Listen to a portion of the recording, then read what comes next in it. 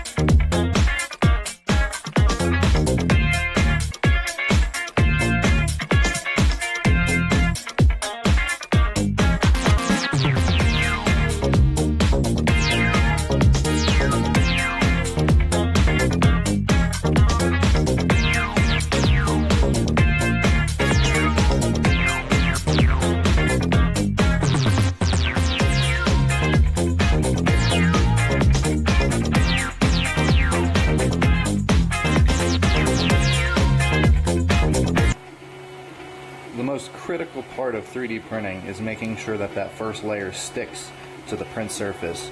Otherwise the print will warp or come loose and just become a big combobulated mess of plastic.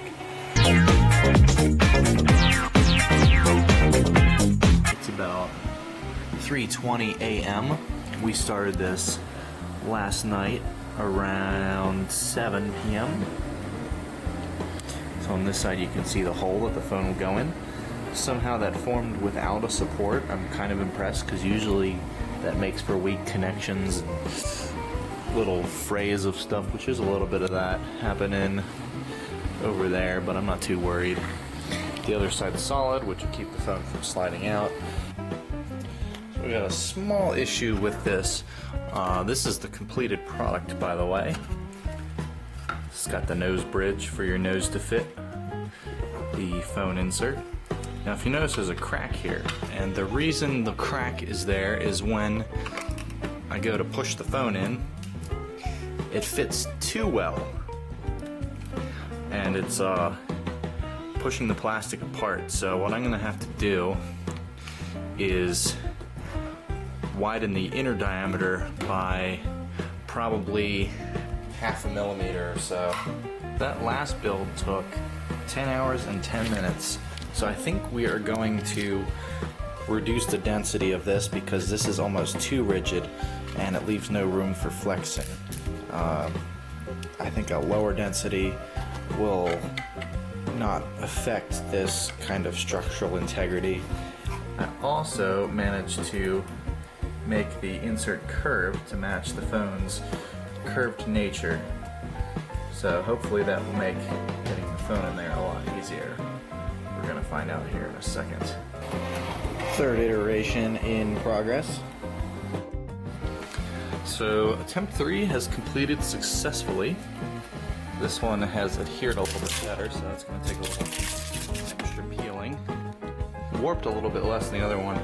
On these larger prints, you'll notice the bottom edge isn't exactly straight. Okay, so we have first 2 attempts. There's the new one, and I need to remove the support material. So I'm going to take this screwdriver and actually chip away at that.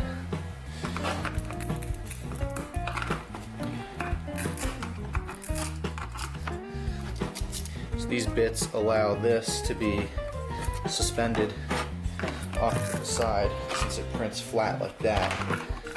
Can't just print on air, it needs to be something underneath it. Now we're going to slide the phone in from the bottom here. I believe it goes in USB port first. And that is just a beautiful fit. The buttons are not really lining up, so I'm going to need to cut a hole for the buttons, and I think I'm going to do that without printing a whole new holder. So if I put this up to my face, pretty close. So the next part we're going to make is a panel that these lenses can fit into. And these lenses simply come out like so. Average male eye width is about 64 millimeters, and the average female width is about 62 millimeters. So I'm going to go ahead and do a 63 millimeter difference. And this one, it's pretty close. It's about 60-ish millimeters from center to center if I'm measuring here. I might go a little wider. I might just do 62. So I'm also going to take the measurement of this bridge and make sure this is zeroed. So that comes out about, I'm going to say 27 millimeters. So I might round that up to 30. I went ahead and created a drawing for the dimensions, and I'm going to use this drawing to make the next piece. I'll need to make it so that this fits over the same dimensions as this and that the lenses can be centered. It'll also have the measurement for where the nose bridge needs to go from the center axis, so about 16 millimeters on each side.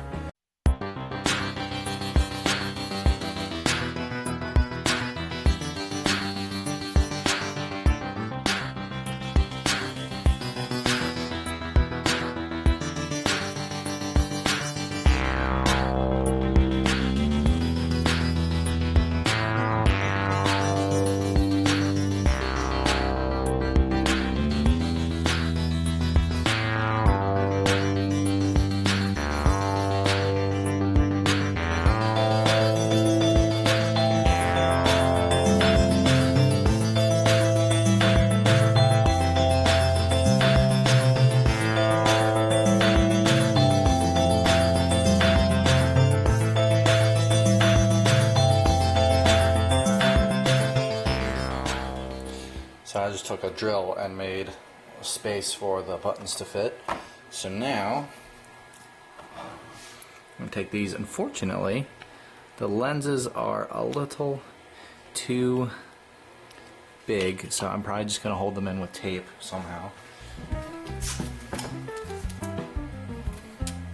There we go. And you can see the phone in there. Oh wow. Field of view is terrible. So since I can't get my nose completely flush with the viewer here, my field of view is fairly limited. I think I'm only getting about half of what I can get, but I'm having quite a blast flying through Chicago on Google Earth here, and my little controller here, the Apple mouse here. If I click that, I start moving. Oh god, we're gonna crash. But you get the point. Edit internal sketch, and I just have to raise this bit up. I'm gonna make this 50 high,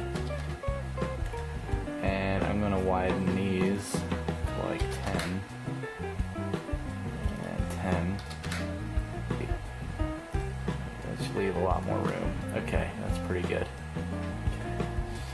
Make sure this isn't going to interfere with the eye holes. Okay, perfect. Looks a little bit funnier now, but much more functional. Edit internal sketch. We're going to make these about 27 millimeters wide. Be a little wider. Internal ones will still be 23, so the lenses aren't going to be going anywhere. Alright, here is the new piece with the enlarged nose bridge. So now we're going to take this glue gun and glue the lenses in. Once the lenses are in, I'm going to put the phone in and align this piece, and then when I find the right spot, which ideally should be center, I will glue this to this.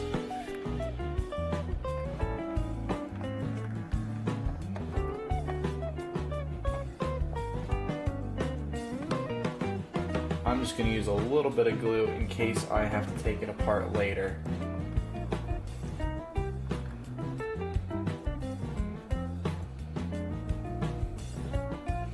So now these are two pieces merged into one. So using this tool provided by Google, we can fine-tune the picture that we see through the cardboard viewer. I have the barcode scanner app. So I need to type this URL in manually on the phone. So we have this open on the phone. I am going to insert the phone into the viewer and enter some parameters to improve my viewing experience. After completing the viewer profile generator using this tool, this is what it looks like in the phone, by the way, you'll get a QR code that you can scan in the Google Cardboard app. Oh, there we go, okay. So there's the name I chose for my viewer, the Nexus 3D Model 1. It was easy, simple to remember. Now I have much less of a headache using the viewer, so I'm gonna try out the Arctic Journey demo again. Oh, wow, this is much better than before. I'm not as cross-eyed. Before I optimized it, I was much more cross-eyed. So if you build your own VR headset use that tool provided by Google. Oh my god, these seagulls, they look even closer than they did before. I'm going to use this to click.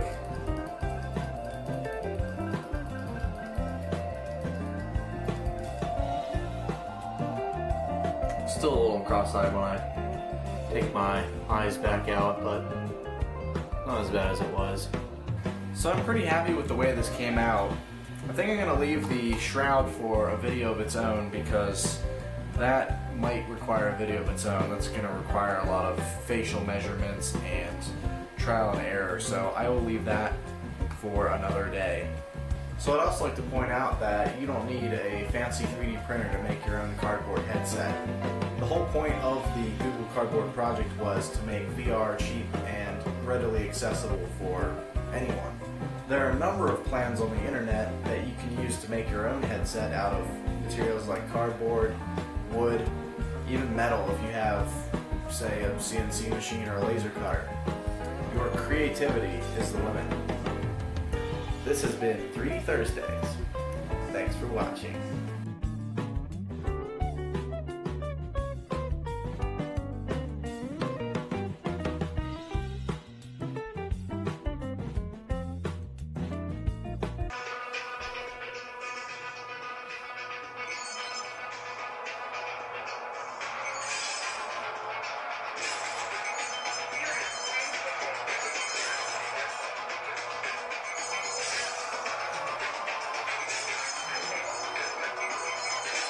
Oh my god, this is intense. If people say VR is still a few years away, VR is right now.